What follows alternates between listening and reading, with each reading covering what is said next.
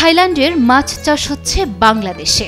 শুনতে অবাক লাগলেও লাল নীল মাছ চাষ করে তাক লাগালেন মেহরাব। এগুলো হচ্ছে মূলত অ্যাকোয়ারিয়ামের সৌন্দর্য বর্ধনকারী মাছ। এটার বিভিন্ন ধরনের মিউটেশন। এত দ্রুত যে এত সফলতা অর্জন করবে সেটা কল্পনার বাইরে ছিল। রঙিন মাছে ভাগ্য খুলেছে ভার্সিটি পড়ুয়া মেহরাবের। ইউটিউব দেখে মাছ চাষ করে এখন সফল তিনি। আমি অনেক খুশি যে জিরো থেকে শুরু করে এই অবস্থায় চলে আসছে। আমি এবং ছেলে পড়ালেখার পাশাপাশি এই ব্যবসা চালাইতেছি। শখের বশে শুরু করলেও মাত্র 5 বছরে তরুণ এই উদ্যোক্তা পেয়েছেন ব্যাপক সফলতা। তিনি এখন সফল রঙিন মাছ চাষী।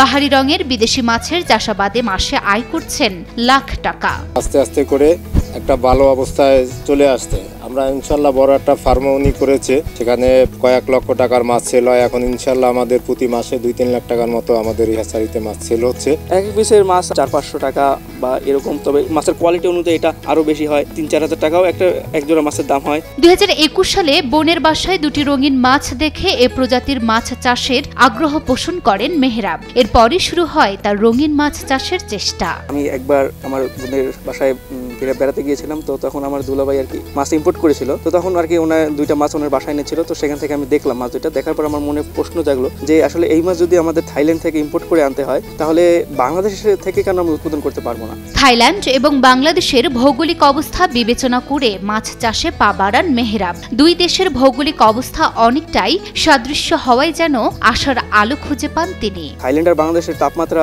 ভৌগোলিক যে আবহাওয়া, সেটা অনেকটা কিন্তু একই ধরনের। এর জন্য আমি চিন্তা করলাম তাহলে আমি দেখি আমি এটা আসলে করতে পারি কিনা। রঙিন এসব মাছ সম্পর্কে আরো জানতে ফেসবুকে দেশ বিদেশের বিভিন্ন গ্রুপে যুক্ত হন মেহরাব। শুধু তাই নয়, ইউটিউবে সার্চ করে বিভিন্ন চ্যানেলের ভিডিও দেখে শুরু করেন মাছ চাষের এক্সপেরিমেন্ট। বিভিন্ন অনলাইনে, বিভিন্ন গ্রুপে, বিভিন্ন পেজে আর কি খোঁজখবর নেওয়া শুরু করলাম। তখন আমি খোঁজখবর নেওয়া শুরু করলাম, তখন আমি আস্তে আস্তে জানতে পারলাম যে বাংলাদেশে আসলে এই মাছ নিয়ে ছোটখাটো পরিসরে কাজ হচ্ছিল। কাটাবন বাজার থেকে 5 জোড়া মাছ সংগ্রহ করে পটুয়াখালী নিয়ে আসেন মেহরাব। চাষের শুরুতে পর্যাপ্ত অভিজ্ঞতার অভাবে কিছু মাছ মারা যায়।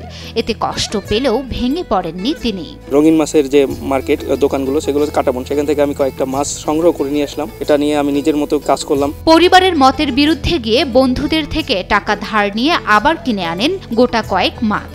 এরপর নিজের চেষ্টায় চালিয়ে যান মাছ চাষের কার্যক্রম। স্বাস্থ্যকর অল টাইম হানিকম, সব সময় অল টাইম হেলদি লাইফ। দ্বিতীয়বারের চেষ্টায় মাছের ব্রিডিং করতে সক্ষম হলেও মাছের পোনা বাঁচিয়ে রাখতে পারতেন না মেহরাব। আবারও ভেঙে পড়েন তিনি। তবু দমে যাননি এই ক্ষুদ্র চাষী, চালিয়ে যান দ্বিতীয়বারের চেষ্টা। এই মাছগুলো থেকে ব্রিডিং এ সাকসেস পেলাম। তো তখন আমি তারপর থেকে আস্তে আস্তে শুরু করতে এখন আর কি এই পরিস্থিতি আসলাম। দীর্ঘ 6 মাসের চেষ্টায় অল্প সংখ্যক মাছের পোনা বাঁচাতে সক্ষম হন মেহরাব। আর এভাবেই শুরু হয় তার রঙিন মাছের জগতে পথ চলা। বর্তমানে যে প্রজাতির মাছ নিয়ে আমি কাজ করতেছি সেটা হচ্ছে ফাইটার মাছ। এটার ভিতরে কয়েকটা প্রজাতি আছে, যেমন হাফ মুন ফাইটার, তারপরে হাফ মুন ডাম্বো। যেটা নিয়ে আমার মূল ফোকাস সেটা হচ্ছে হাফ মুন ফাইটার। প্রায় 5 বছর পর এখন দেশের বিভিন্ন প্রান্তে ক্রেতাদের চাহিদা মতো রঙিন মাছ বিক্রি করছেন এ মাছ ব্যবসায়ী। অনেক কষ্ট ত্যাগ পর আমরা আস্তে আস্তে 4-5 বছর পরে একটা পর্যায়ে মোটামুটি আসছি। এটা আসলে আমি পুরো বাংলাদেশে দিয়ে থাকি। এটা হচ্ছে আমার অনলাইনের মাধ্যমে যারা ক্রেতা আছে তারা আমার সাথে যোগাযোগ করে থাকেন এবং তাদের কুরিয়ারের মাধ্যমে এটা সারা বাংলাদেশে দিয়ে থাকি। মেহরাবের রঙিন সব মাছ দেখে দেশের নানা প্রান্ত থেকে ছুটে আসছেন ক্রেতারা। লাল নীল সব মাছ দেখে খুশি তারা।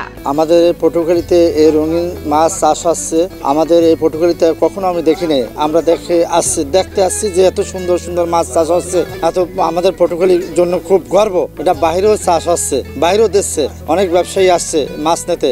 পটুয়াখালীর যোগাযোগ ব্যবস্থা আরো উন্নত হলে এই রঙিন মাছ দেশের চাহিদা মিটিয়ে বিদেশেও রপ্তানি করবেন বলে স্বপ্ন বুনছেন তারা। দেশের যে চাহিদা আছে সেই চাহিদাটা পূরণ করে বিদেশেও রপ্তানি করতে চাচ্ছি। আমাদের রাস্তাঘাটের খুব সমস্যা। এখান থেকে আমাদের বর্ষাকালে মাছ ডেলিভারি দিতে অনেক সমস্যা। আমরা পৌরসভার কাছে বিনীত আবেদন করতে আমাদের রাস্তাঘাটের ব্যবস্থা করা হোক, তাহলে আমাদের ব্যবসাটা আরো উন্নতি হয়।